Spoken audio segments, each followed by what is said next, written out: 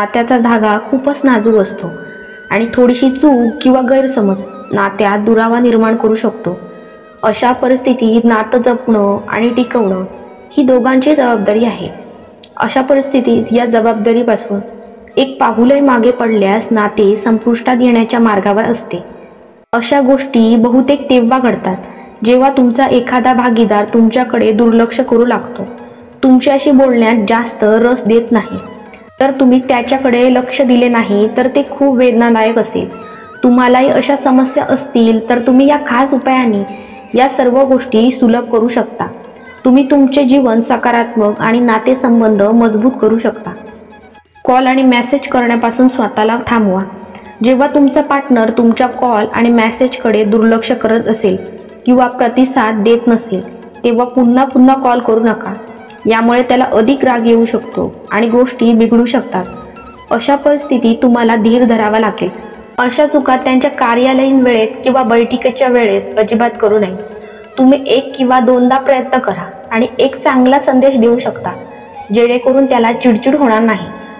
तुमच्या जोडीदारासोबत प्रत्येक गोष्टीवर मनमोकळेपणाने चर्चा करा.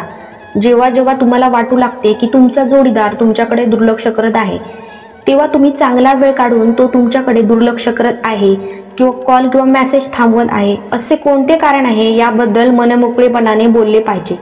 तुम्ही नेहमी लक्षात ठेवा की त्यावेळी तुम्हाला ओरडण्याची किंवा अडचणी देण्याची गरज नाही. शांत चित्ताने बोला, एकमेकांचा दृष्टिकोन समजून घेण्याचा प्रयत्न करा आणि तुमच्या नात्याला वेळ द्या. जोडीदाराला वेळ द्या. नवीन काहीतरी बोलत राहा.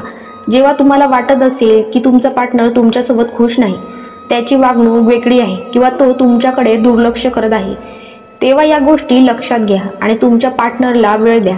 कोणत्याही नात्यासाठी वेळ खूप महत्त्वाचा असतो कारण ते शक्य आहे त्याला एखाद्या गोष्टीची काळजी आहे ज्यामुळे तो तुमच्याकडे लक्ष देऊ शकत नाही. खास मित्र किंवा कुटुंबाचा सल्ला घ्या. अशा परिस्थितीत अचानक कोणताही निर्णय घेणे टाळा. आधी तुमचे विचार तुमच्या जोडीदारासोबत शेअर करा.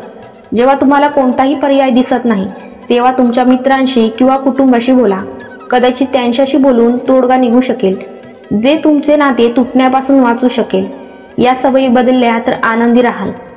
जेव्हा तुम्हाला वाटत असेल की काही दिवसांपूर्वीपर्यंत सर्व काही ठीक होते परंतु हळूहळू तुमचा जोडीदार तुमच्या बोलण्याला महत्त्व देत नाही तेव्हा सर्वप्रथम तुमच्या सवयी बदला.